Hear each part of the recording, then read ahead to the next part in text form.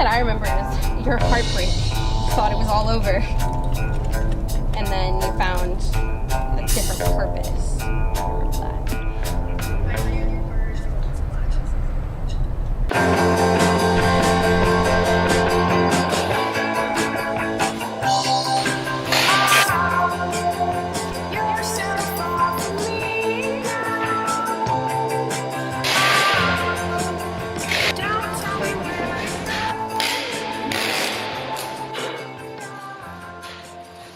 All of my work, whether it was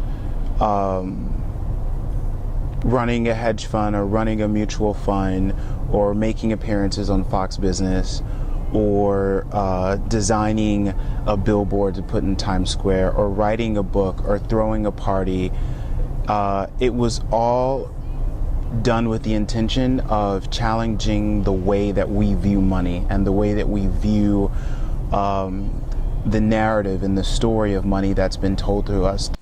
The practice of the way I was managing money was almost like mirroring this practice of changing images and changing how we see things. And so that is akin, if not parallel, if not the same thing as an art practice. To talk about the fabric of our lives, I wanted to use my own version of inventing of material that was strictly personal to me, but helped tell this story of money and help tell the story of value and help tell the story of success and help tell the story of our perceptions of failure.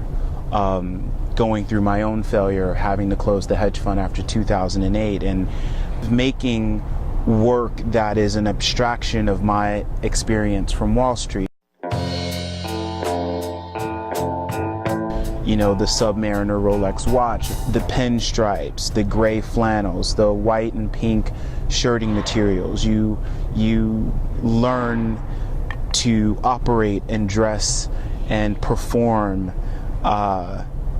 in this act and on this stage within these very restricted parameters. And in many ways, when you get to those types of focused visuals, it becomes abstract. I think we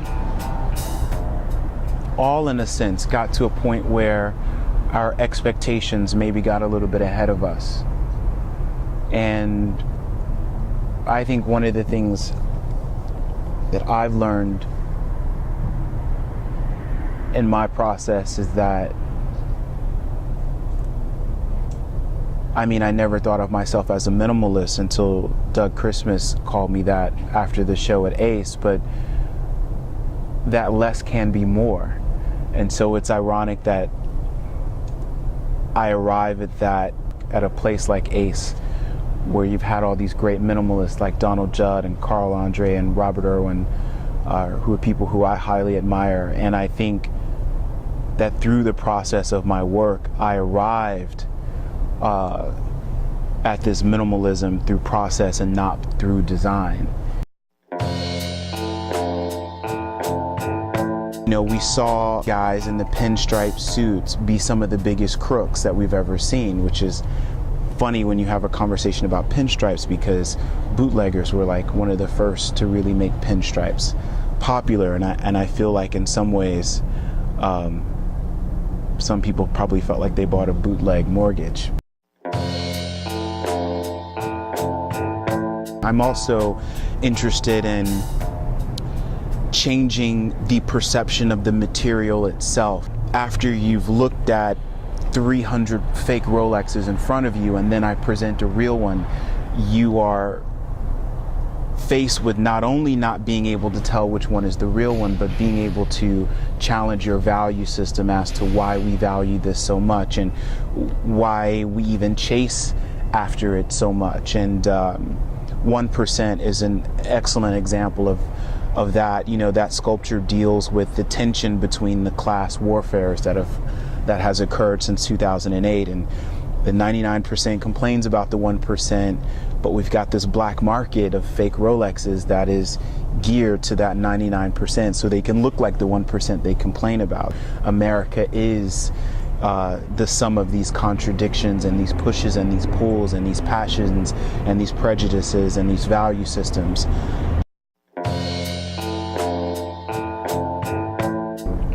The Ball Until You Fall, Cutting My Ties was a very significant piece in the show too, because it was the first piece that I made in the body of work that was not photography.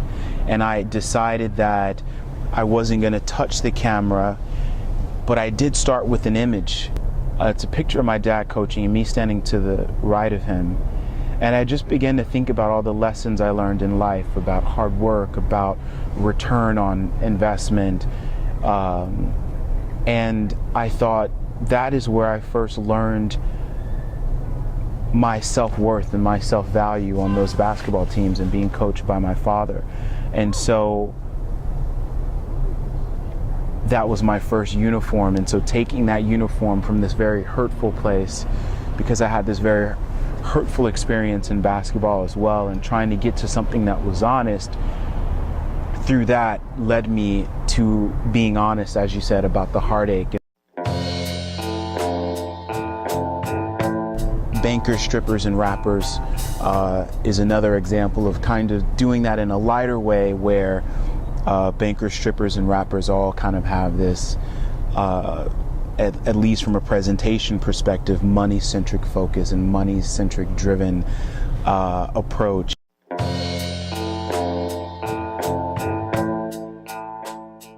And in the examination of my look into garments as a gesture, it's something that we all do every day. It's kind of the one gesture, whether we're an artist or not. Every human being wakes up every day and we make a gesture by the things we decide to spend our money on.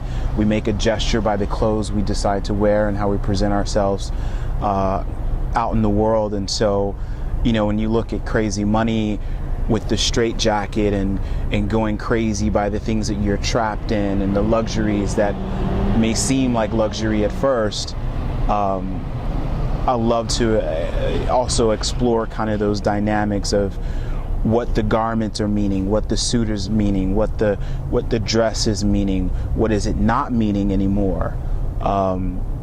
There's a new piece I'm working on called The Politics of the Hoodie, and so it's a hoodie made out of Loro Piana pinstripe fabric, and just this whole dialogue between the suits and the decisions that have to be made, coming from the White House to the district attorneys, down to the people on the streets and the protesters and the kids actually wearing the hoodies, and what it really means for all of us. You know, the art isn't angry or opposing any answers, but it's a dialogue that we all need to have with ourselves and with one another.